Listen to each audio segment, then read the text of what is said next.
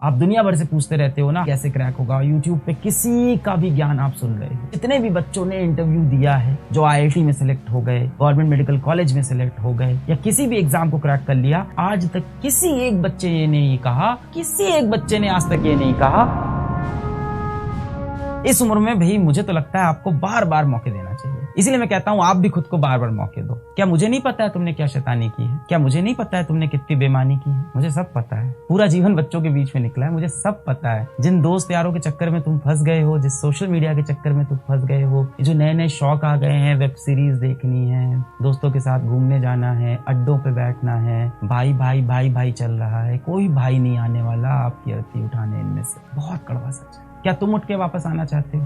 अगर नहीं मन कर रहा है तो हो सकता हो आपकी रुचि किसी और चीज में हो जीवन में, कोई बात नहीं, उसको एक्सप्लोर कर लेंगे। पर सर अभी तो पढ़ना पड़ेगा, पिताजी का प्रेशर है। अब जिस पिता ने अपने लिए इतना किया है, दिल खुश रखने के लिए कर लेंगे। समझाने की कोशिश कर लो पिताजी को, समझ जाए तो अच्छा है। हमारे तो नहीं समझे, मैंने बहुत कोशिश की थी, तो मैं शिक्षक बन गया। मेरे पिताजी ही नहीं समझे थे, तुम्हारे कैसे समझेंगे? मुश्किल है बहुत उनको समझाना। उस जनरेशन में इंसान चला जाता है, समझना बहुत मुश्किल होता है। जनरेशन गैप होता है, कहीं ना कहीं आप ही का भला चाहते हैं, ऐसा नहीं है, तरीके थोड़े गलत हो जाते हैं। कि कोई भी बच्चा हो, कितनी भी बदमाशी करे, कितनी भी शैतानी करे, कितना भी भटक जाए पथ से, कितनी भी गाली गलौज करने लगे, किसी भी तरह की हरकतों में फंस जाए, अड्डेबाजी में चला जाए, इंस्टाग्राम के चक्कर में फंस जाए, हमें लगता है कि वो दिल से तो सच्चा है, उसका इंटेंट तो अच्छा है, करना वो असल में अच्छा चाहता है। कहीं ना कहीं जीवन ने उसका साथ नहीं दिया, कहीं ना कहीं समाज के इन शैतानों ने उसको भटका दिया। तो मेरा ये कर्तव्य है, मैं उसको एक और मौका दूं, एक और मौका दूं, एक और मौका दूं, एक और मौका दूं, एक और मौका दूं और देता रहूं। एक ना एक दिन उसको भी रियलाइज हो जाएगा कि असली दुनिया कहीं और। जितनी भी सुविधाएं मिले बेटा, उसका इस्तेमाल करो अच्छे से।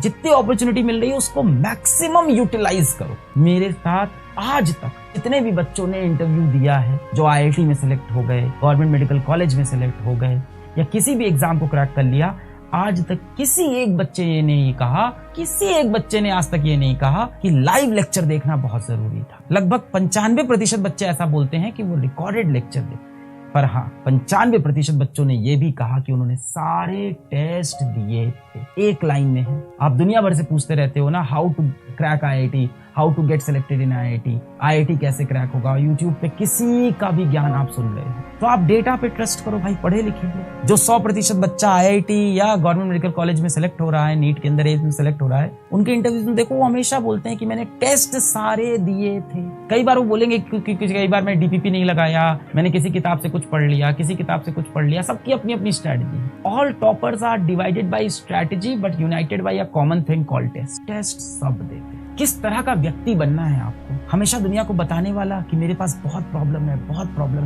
है आपके पास, मैं मान रहा, जीवन है ही कठोर। या दूसरा व्यक्ति बनना है कि अपनी इस प्रॉब्लम को मैं इस तरह से सॉल्व करूंगा, अपनी इस प्रॉब्लम को मैं इस तरह से सॉल्व करूंगा। सोल्यूशन हर चीज का है, बात आती है अब आपकी ईमानदारी की वजह से। अभी तक जितनी गलतियां हुई उन पे मट्टी डालते हैं, गलतियों को सुधारते हैं, वापस आते हैं, इन सारी चीजों का इस्तेमाल करते हैं और वापस अपने लक्ष्य की तरफ देखते हैं। पर मैं आज जाने से पहले फिर बोलूंगा, उसको एक और मौका दूं, एक और मौका दूं, एक और मौका दूं, एक और मौका दूं, एक और मौका दूं और देता रहूं।